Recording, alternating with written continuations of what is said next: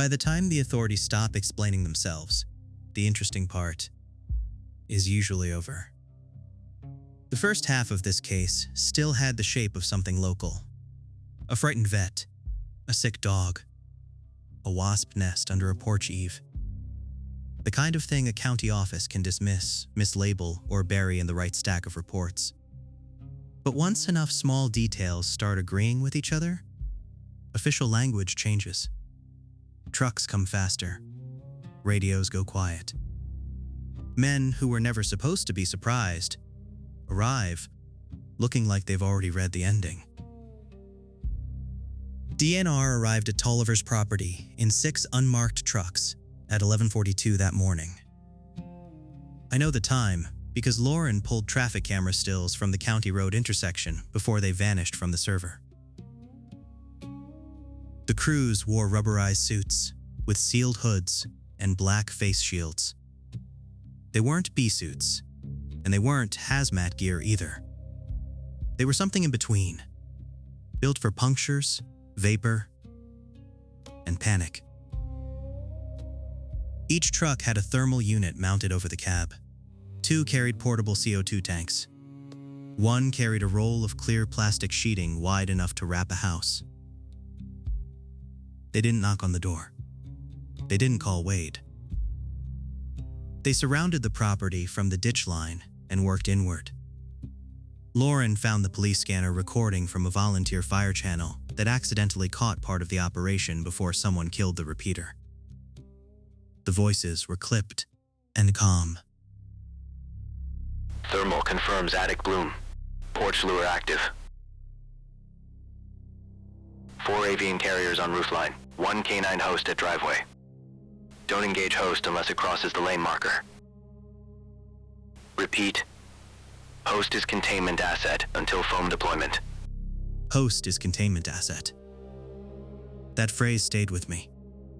Government language has a special gift for making cruelty sound like logistics. The operation lasted 28 minutes.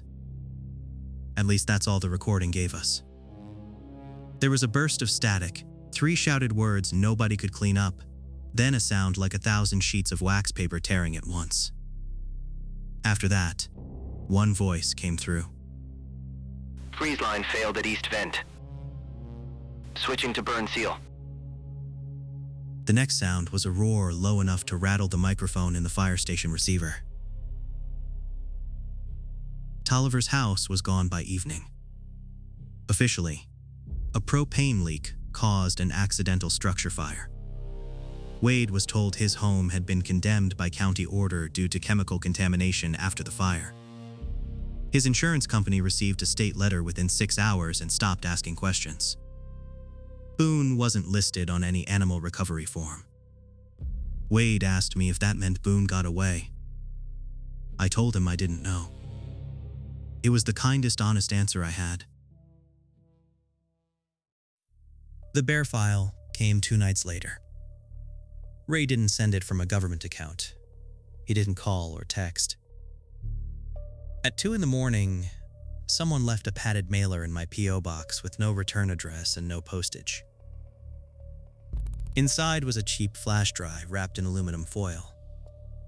I opened it on the air-gapped laptop in the workshop while Lauren stood behind me with her arms folded. If this thing installs a county surveillance package, I'm blaming you. Fair. And if it installs a haunted county surveillance package, I'm blaming your entire former career. Also fair. She didn't smile. The drive held 3 files altogether. A PDF, a folder of photographs, and an audio memo. The PDF was a necropsy report from the Vernon Price bear incident. Most of it looked normal if you didn't know what to look for.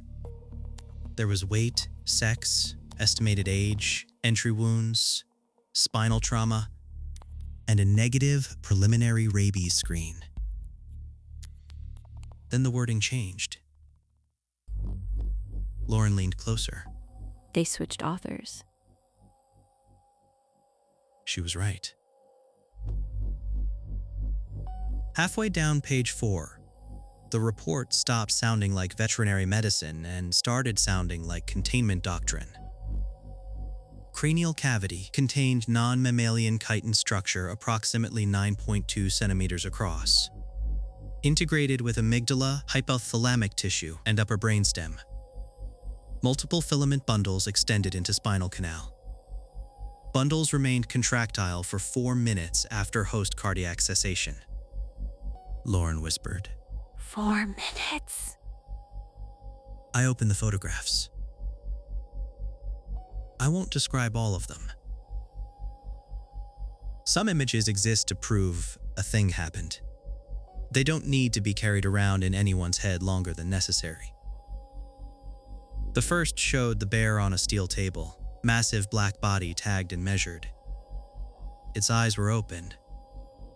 Even in a still photograph, they looked empty in a way death doesn't explain. The second showed the skull opened. The mass inside didn't look like a tumor. It was glossy and segmented, dark brown with green iridescence at the edges. A fist-sized knot of insect armor wedged against the lower brain, threaded through with pale tendrils fine as fishing line. The tendrils ran down into the spinal canal in organized bundles. Wiring. That was the word my mind gave it before I could stop myself. The bear hadn't been infected. It had been fitted.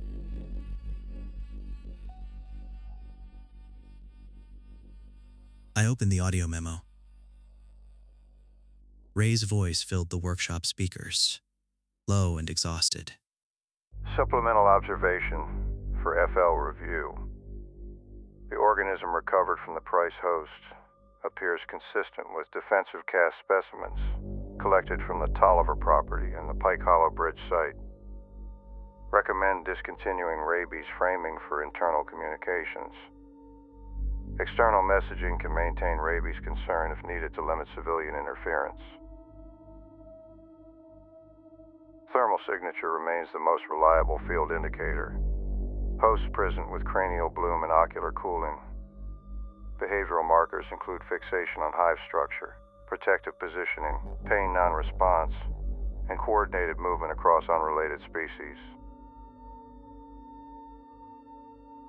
Exposure alone appears to increase compliance without full attachment. This may explain gathering behavior observed in birds and rodents that lacked mature pilot integration. Opening near sensory tissue increases risk of direct pilot entry. Open wounds also appear attractive under field conditions. Human susceptibility remains unconfirmed. Lauren went still behind me. Repeat. Human susceptibility remains unconfirmed. It hasn't been ruled out. There are several reasons I didn't publish the bear photographs. The first is practical. Images like that get stripped of context and passed around until the thing they document becomes entertainment. People stop seeing warning signs and start seeing a challenge. The second is Wade. He lost his dog and his house in less than a day. He deserved something that didn't become a thumbnail for strangers to argue over. The third reason arrived the next morning.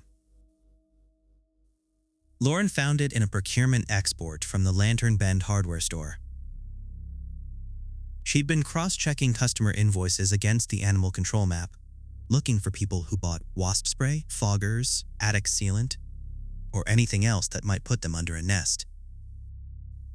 At 7:14 on the morning Boone was brought to Mara's clinic, Wade Tolliver bought 6 bags of powdered clay, copper mesh, roofing tar, untreated lumber, and a roll of galvanized wire. The receipt was tied to his debit card. The security footage showed him loading everything into his truck. Wade swore he had no memory of going. I believed him. On the footage, he moved normally. He didn't limp. He didn't move stiffly. and he didn't have that wide-eyed stare. He talked to the cashier and scratched the side of his neck once while waiting for the card reader. Then he looked toward the automatic doors. A crow stood outside on the cart rail with a strip of copper mesh in its beak. Wade smiled at it. It wasn't a wide smile, and it wasn't an evil one. There was nothing theatrical about it. Just a small, tired, ordinary smile from a man who thought he'd remembered something useful. The next frame showed him walking out with a cart. The frame after that had been corrupted. So had the next 17 seconds. When the footage returned, Wade's truck was gone and the crow rail was empty. Lauren printed the receipt and placed it on the workshop table beside Ray's memo. You said the pilots need an opening. That's what Ray said. What about the harvesters? I didn't answer.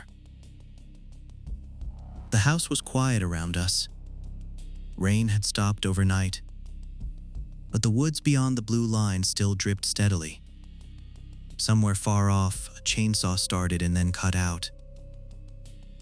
Evan. I looked at the receipt again. Powdered clay, copper mesh, roofing tar, untreated lumber, galvanized wire. Every item on that receipt was nest material. Lauren rested one hand on the back of the chair. Did Wade build something? I thought about the missing 17 seconds of footage. I thought about Boone standing under the porch eave for 8 hours, waiting for the nest to give him a purpose. I thought about every easy-to-reach nest in the county, hanging under porch roofs and trailhead signs where angry homeowners could see them. Then I thought about Emma, pointing at the crow beyond our blue perimeter and saying there were bugs in the birds. I got up and went to the window. The woods were wet and bright under the morning sun. The blue line around our trees shone clean against the bark. On the ground just outside, it sat a small ring of gray paper no bigger than a bottle cap. It had been reinforced with a single strand of copper wire. In the center of the ring, tucked carefully into one open cell, was a child's red plastic bead.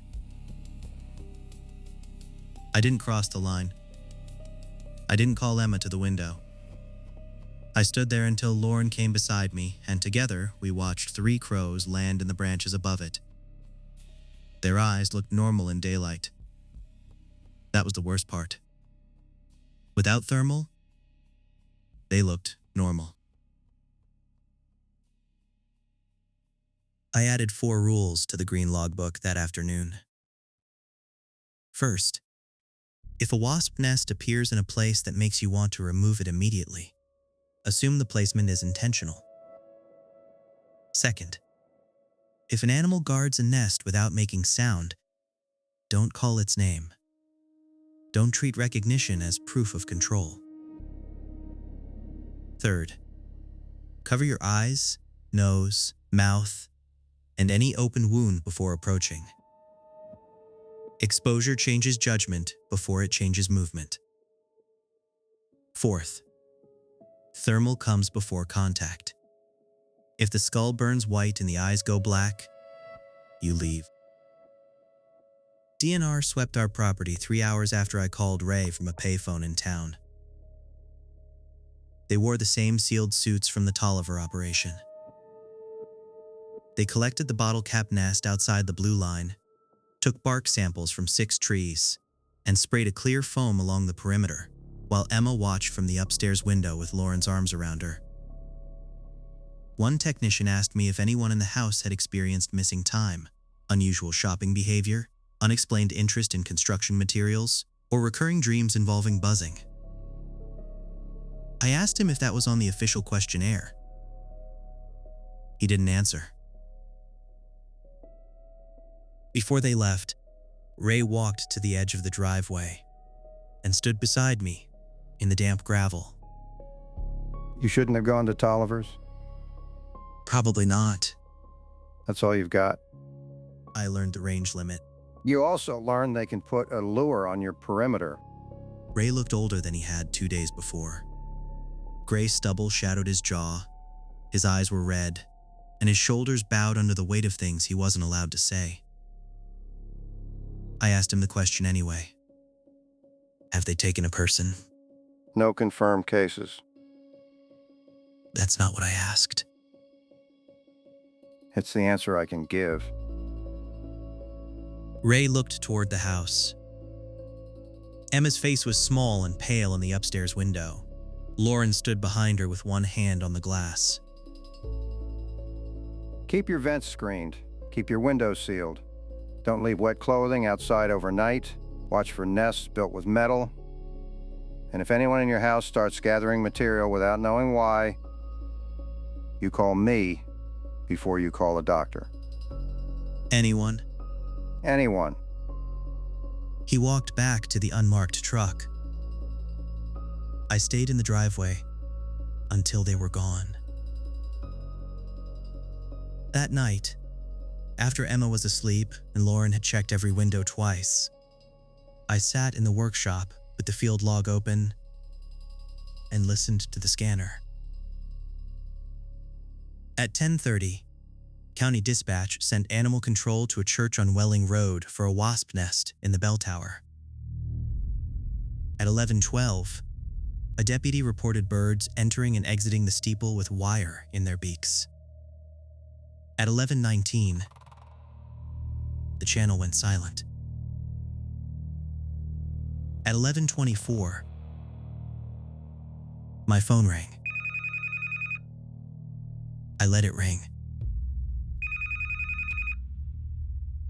Lauren stood in the doorway behind me.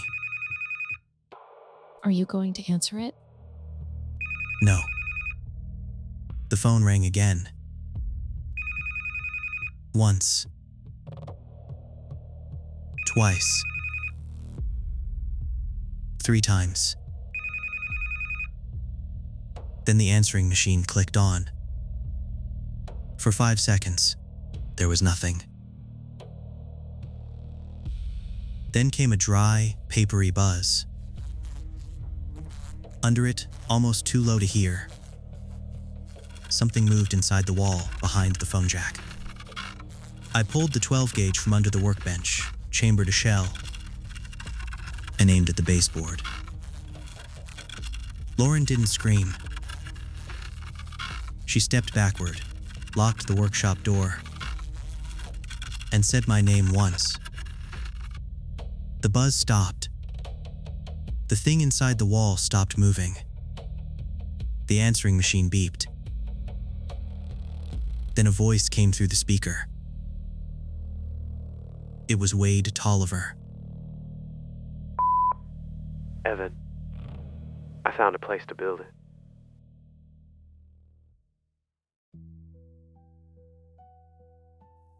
If you made it all the way to the end, drop Brainbug in the comments below. And tell me this. Once you knew the authorities had seen it before, would that make you feel safer? Or worse? If you want more field logs, raw tapes, and intercepted dispatches from Lantern Bend, hit subscribe and turn on the bell. The archive is getting bigger every week. Stay safe out there. I'll see you next time.